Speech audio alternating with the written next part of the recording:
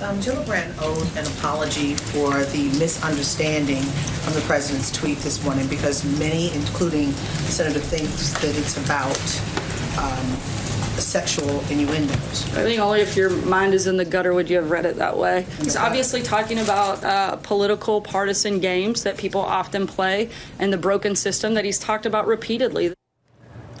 I want to know how she does that and where the chief of staff is and where anybody else in the White House is this morning or where they were after that tweet went out yesterday. The president should have taken it down.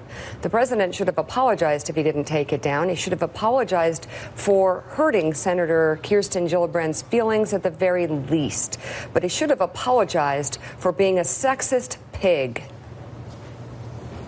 for sexually harassing on Twitter, for using sex to denigrate women. And again, I mentioned yesterday, the president is obsessed with women, especially some women, especially women who go on television and have a voice, or especially women who serve in Congress or in the Senate who use their voices. Any woman that stands up against him, he is obsessed with. He has some special problem with women.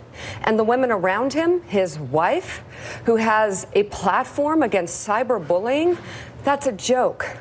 That is the saddest thing I've ever seen in this White House, ever in my life. And his daughter, who came to Washington to work for the president and develop a platform for women, go home. Go home. You're doing nothing if you stand by this president. And you should think of the country rather than your brand.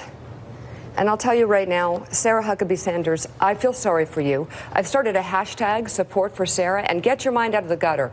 I seriously support you in your quest for truth, in your quest for goodness, in your quest for love of country, because you haven't made it there yet.